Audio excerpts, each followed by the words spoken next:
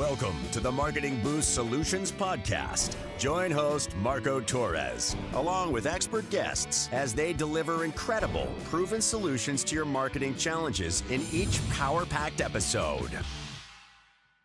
Welcome back. Today, we're diving deep into the heart of a truly unique event, the Patriot Fest. This independent musical festival brought together an incredible lineup of seasoned musicians and retired military personnel, all united by a shared cause. What made this festival so special? Not only did we hear amazing music, but 100% of the net proceeds were donated to military charities, helping make a real difference in the lives of our heroes. In this episode, I am honored to be joined by some of the festival's amazing guest speakers and musicians and veterans alike. We'll explore their journeys, their mission of Patriots Festival. We'll also be celebrating some of the most distinguished military members, including Medal of Honor recipients, Navy SEALs, Green Berets, and veterans from Vietnam, the Gulf Wars, and World War II.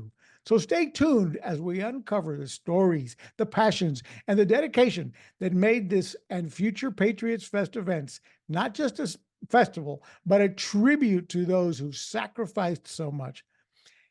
And make sure you stay tuned when we announce upcoming Patriots Festival events planned for 2025. So let's dig in. Thanks. And we're back at Patriots Fest Music Festival today, celebrating active military, veterans, and first responders. Got an incredible guest today here, Suzanne Vares-Lum. She's a Major General, retired from the USA, first Native Hawaiian female officer in the Army. Thank you so much. I appreciate it. And it's an honor to be here, an honor to serve, honor to be with a lot of patriots here during this Patriots Fest and people who support veterans and those who serve. I grew up in Hawaii, and my father is a veteran, a Vietnam veteran, and all my uncles served in the Army or the Air Force, and my great uncles during World War II from Maui. Hawaii is very patriotic. It is the 50th state, I have to remind people, and that we have a lot of service members and veterans who serve in Hawaii. And my sister also retired from the Air Force. So wow. My niece is a Marine. And, so we do have so a family. The trend continues. It continues. And I'm really proud of it, proud of the service. I went through ROTC program from the University of Hawaii. I was branch military intelligence corps in the Army, stationed in Germany when there was an East and West Germany. Wow. Yeah, so that was a while ago. 34 years. I've served, I came home, I went into the Guard, and then I went to full-time National Guard, was deployed during OIF-3 with the 29th Infantry Brigade as their senior intelligence officer, ran the Joint Intel Center in Balad, Iraq, and eventually became the Chief of Staff, and then went up to Indo-Pacific Command, actually where a Marine brought me up to the Indo-Pacific Command. General Dana, I like to credit him because we worked together in Indonesia for a state partnership program, and he brought me up there, and I served under Admiral Harris, who became the ambassador of the Republic of Korea, and Admiral Davidson, who I retired in 2021, and now I'm at the East-West Center. I'm the president of the East-West Center in Honolulu, Hawaii. Which is what? What is the East-West Center? East-West Center is a center that was established by Congress in 1960. Eisenhower signed the authorization, and Lyndon Johnson, to create a center where we bring Americans, Asians, and Pacific Islanders together to build understanding and better relations through cooperative study, research, and dialogue. And they put it in Hawaii because it became a bridge for the nation, and now we have a Washington, D.C. office. Amazing service. Thank you. I can't even come up with enough words to thank you for all that you've done for our country, which is what we're celebrating here at this event, this music festival with amazing bands like Ted Nugent and Three Doors Down and many others, and celebrating. You just got an award. I see you've got around your recognition. Thank you again. Where did you come into to get to this event? Did you fly in from Hawaii? Actually, I was visiting Canada on my way. I was on my way home to Hawaii, and I stopped in because of my dear friend Phil and Hank, all my buddies when we were young captains. Those memories and relationships remain. The kind of relationships that you build in the military really is a strong bond of brotherhood and sisterhood. So speaking of that, what would you tell I mean, I've heard that there's a recruitment, problems currently in the military today, or they're short some numbers in different departments. What would you tell young Americans today, and how would you, as far as success in general, and would you, where would you recommend them to do to be successful and joining the military? The military, first of all, is, I believe, an amazing service. It allows you to learn about giving, about sacrifice, about humility. That's really what America stands for, and there's no better place to be able to do this. On top of that, the practical side are the many skills that you learn. Being an intelligence officer, learning operations, learning training, learning how to plan, learning how to be organized, learning how to get along with so many people across the country, because the military is a microcosm of the United States. So you meet people from all over, all corners: Alaska, Wisconsin, Illinois, Chicago, right here in Chicago, Massachusetts, Hawaii, American Samoa, Guam, Commonwealth of Northern Marianas. You were talking about Yes. the islands of American Samoa earlier. Yeah.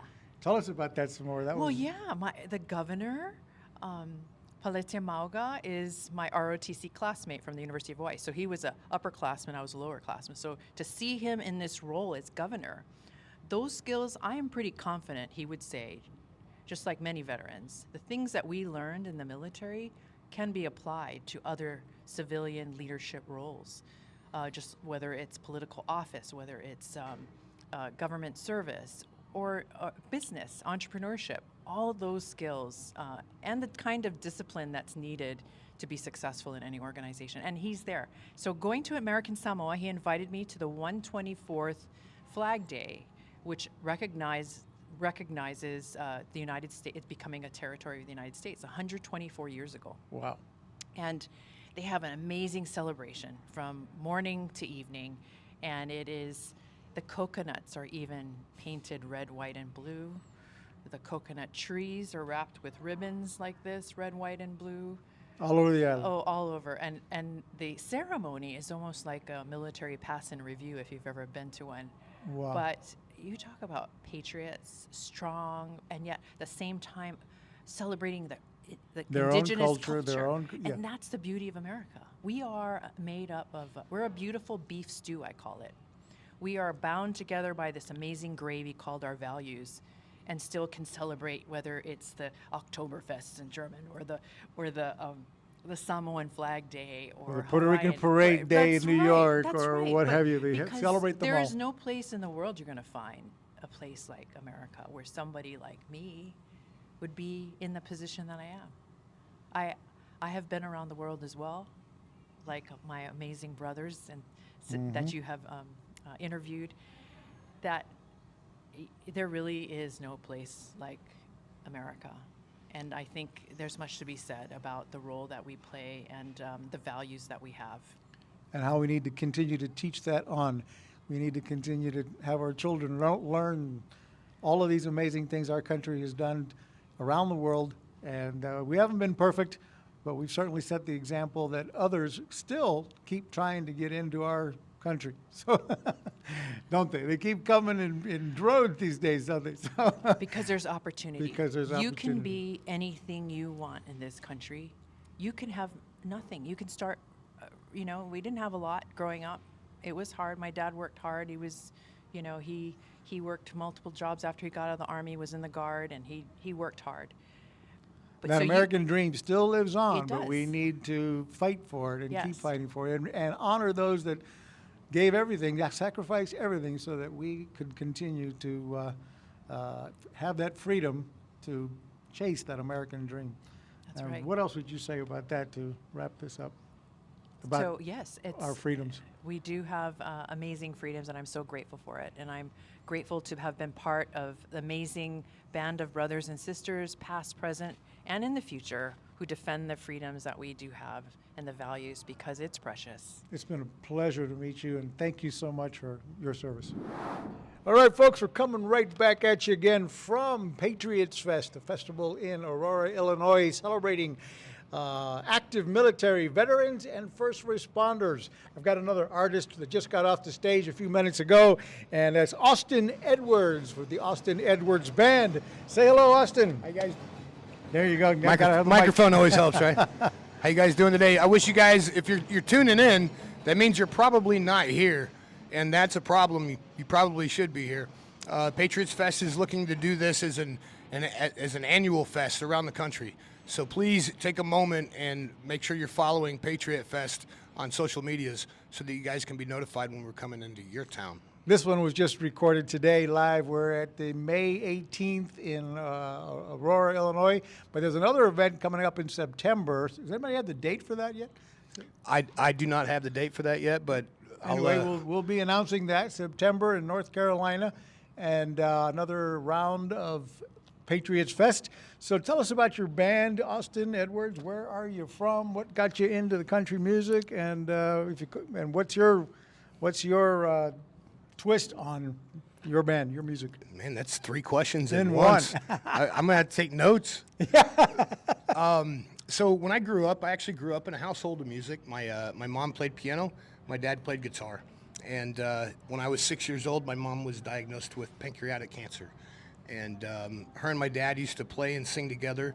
It was so beautiful, and they would harmonize together, and a lot of the old folk music, and I grew up on that, right? And so I was very blessed to have music in my home. After my mom was diagnosed with cancer, my mom and dad knew that she didn't have a long time, but they never let us know, right? And they kept music alive in our house as long as they could, as long as she could. And I learned at a very, very, very young age that music wasn't just something to make you tap your feet and sing along. It was something that would help you heal. And as I got older, I realized that, music for my mom as she was passing away was actually a way that she gave herself peace.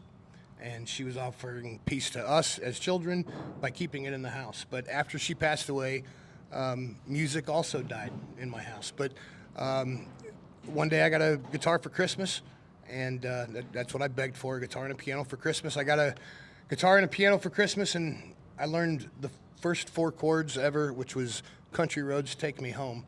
And so that was the first song I ever learned. Did I hear you play that today? Yes, you did. That's the first song that I ever learned how to play on the guitar, and it is the last song that I do at every show for over 20 years. I don't care how big or small the show is. That's always the last song. And both of my parents are now residing up in heaven, and so I get the crowd to sing that song as loud as they can, because heaven is a very, very, very far, far, far place away. So we got to sing loud and proud for them. Absolutely. Yeah, so strong story there, Nate. Austin, thanks for sharing. Austin, if folks want to follow your music, and we'll play a clip for the folks here when this gets published, tell us where they can find you to find more of your music and follow you along. AustinEdwardsMusic.com, and you can link up with all my socials on there. Please do that. As an up-and-coming guy, that's what musicians need. Musicians need that support, and they need that sharing and that the compassion from the fans that come out to shows. We need the same in terms of social media presence and sharing the word out. And when people come up and ask an artist, like, I can't believe that you're not huge and famous yet, it's because you're not sharing it. You got to share it for us. So please, get out there and share it. This is not a political event. Nobody here cares who you voted for, who you like, who you don't like, what policies and all the other crap that everybody talks about every day. What they care about is that you stand up for the soil that you currently stand on, and that you stand for the red, white, and the blue. And That's that what you I stand heard. behind the people that stand behind the red, That's white, what I and heard you say up on stage, and it hit home. It's all about we all stand for the red, white, and blue. If you still love the American flag, then you belong at the next That's right. Patriots Festival, supporting our first responders, our active military, and our veterans. And again, the links are down below to click and support and donate to the causes. Thanks again for your time, and thank you, sir, for being on stage for us. And in a world that we can't talk about God anymore, I sure do every day. He's my Lord and my Savior. So I say to you, even though you did not make it to Patriots Fest this year, I know that I'll see you on the next one, and God bless you and your family. And I appreciate your time, sir. God bless you and your Thank family you, as well, Austin. It's and a we'll see pleasure you to meet soon. you. Your music was All right. awesome a little while ago. I enjoyed Thank you. it. God bless you. I Thank appreciate you. Thank Take you. care. It's time to wow, surprise, and impress your clients with the most powerful customer draw card available anywhere. The Marketing Boost Solutions Show is brought to you by Marketing Boost, where you can get valuable travel and restaurant incentives to drive your leads from prospects to paying customers. Now you can offer complimentary hotel stays in over 130 destinations worldwide. Go to marketingboostsolutions.com and try it for free right now. Welcome back. We're here at the Patriots Festival, celebrating and honoring active and veterans, as well as first responders. Our guest right now is Matt Parrish, retired Green Beret. And wow, what a story. We're getting ready to hear from him. So Matt, welcome to the show, and tell us about your first, thank you for your service as a veteran, and tell us about, when did you retire and what are you up to now? Sure, yeah. I did a little over 20 years in the Army as a Special Forces or Green Beret. Joined, kind of just after 9/11, retired last year, and was able to have an amazing career with amazing people across the world. And like I said, retired last year and was able to take over the Special Operations, Task Force Dagger Special Operations Foundation as the executive director, and I was a board member for about a year while I was still on active duty, and then as I retired was able to take that over. Now today at the festival you're being honored, I understand, giving a certificate or an award of some sort for your service, correct? Yeah, I think so. Wonderful. And to become a Green Beret, tell us a little bit about that. How long did it take you, from joining to finally reaching that level of service and expertise? Yeah, absolutely. So to become an Army Special Forces operator or a Green Beret, it takes around 2 years of training to get your qualification, to get your Special Forces tab, to get your beret, all of those things. After 9/11, they came out with a program, or reestablished a program, to allow people to come straight off the street to try to join and try out for Special Forces as a recruiting tool, but also because we knew we needed more Green Berets, because Afghanistan and Iraq were very special operations centric wars. And so in early 2002, they instituted the opportunity to be able to come off the street and try out. If you joined for 5 or 6 years, you get a shot, right? So it didn't guarantee you anything other than just if you kept passing, you could keep trying. And so before that, and still to this day, if you go through the conventional Army route, you usually do 3 or 4 years in the conventional military and the conventional Army, and then try out for Special Forces. But this was kind of a, hey, if you want to give it a shot, go for it. And it was a great recruiting tool because, 90-something% don't make it, and then they go into the regular Army, and they're great soldiers. They got you and whatever anyway. else. Yeah, they already got you for 5 or 6 years, and then there's a few of us, a small handful that end up making it through and become Green Berets. So, like I said, after basic training and airborne school and all those things, you go through Special Forces selection and assessment up at Fort Bragg. And if you're successful in that and they pick you and say, hey, we think you have what it takes to be an SF guy, then you go through about another 1.5 to 2 years of training. And then you get your Special Forces tab, you get your Green Beret, you're like, yes. And you realize, hey, that just means I'm the newest guy in the team room. And now I get to walk into one of these 12-person ODAs. If you've seen the movie 12 Strong, that's kind of our building block of a team, is a 12-man team.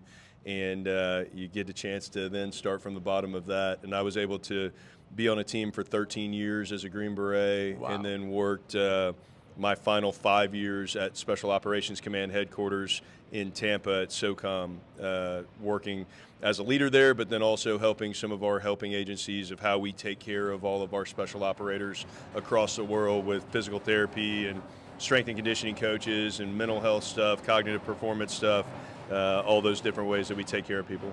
Got it. And where did you get an opportunity to serve? I mean, did you have any combat? Yes, sir. Yeah, I did multiple. Yeah, I did multiple tours to both Afghanistan and Iraq, and then my area of operations, Special Forces, our differentiator between a lot of other special operations is that we're regionally aligned and culturally focused. We work with partner nations, and so we learn the language, learn the culture, and we're really closely aligned to a specific region. And so I was in 7th Special Forces Group, and our area of operations is Central and South America and the Caribbean.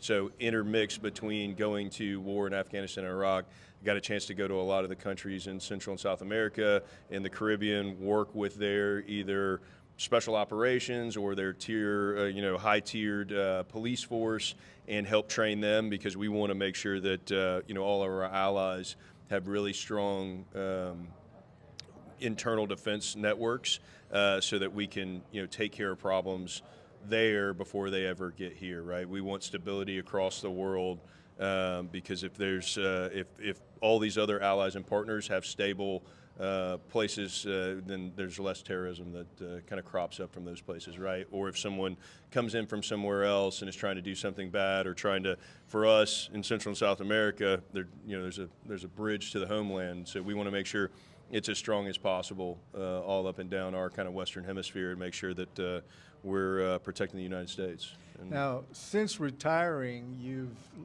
got involved with a nonprofit. Tell us about that and how you're helping other veterans now with PTSD and so forth. Sure. Yeah. Task Force Dagger Special Operations Foundation was founded in 2009. After 2001 in Afghanistan, and then 2003 in Iraq. By that time, in 2009, we were starting as a force in special operations. As I said earlier, the global war on terrorism was a very special operations focused war. There was very heavily used special operations, whether it was SEALs, Green Berets, Rangers, Air Force combat controllers, Marine special operators. That was the primary force and kind of tool of choice in a lot of places for the global war on terrorism. So a lot of those issues that kind of came from those cumulative years of war, whether it be traumatic brain injury, post-traumatic stress disorder, some of our other kind of cumulative stress problems as well, and then all the physical things you could think of, whether it's being actually shot or blown up, but also some of just the overuse injuries of going back to war on your spinal column and your legs and your joints and everything. We saw this need to be able to step in and help.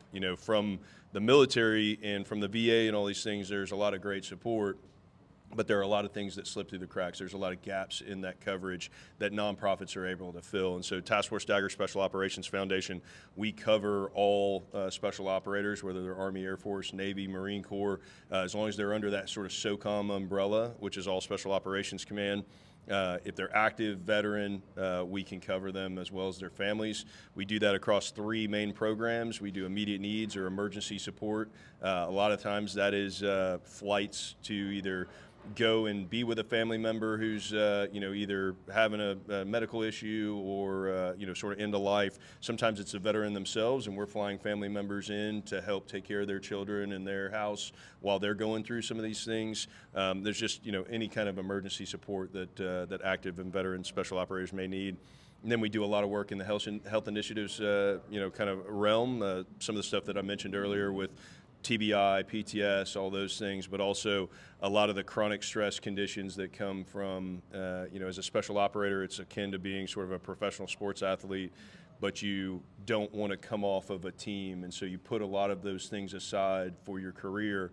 And after you get in, for 6, 7, 8, 10, 12, 15 years on a team, some of those things start to really stack up. And so a lot of times as guys and gals in special operations are coming towards the tail end of their career, they have a lot of issues that aren't single source easy fixes, right? And we help connect them with world-class resources to try to diagnose what's going on and try to get them quality of life back, so that they can reintegrate back into a grateful nation and be an amazing part. We're blessed in special operations to have the best men and women in the world, and so we want them to be able to return to the United States, to the populace, and be great members of that for the rest of their lives as well, whether it's in business, nonprofit, whatever they choose to do, but help them recover from some of the cumulative impacts of service. And then our final program is rehabilitative adaptive events, where we take some of those wounded, ill, and injured members and their families, and we take them, the signature event for that is we take them diving.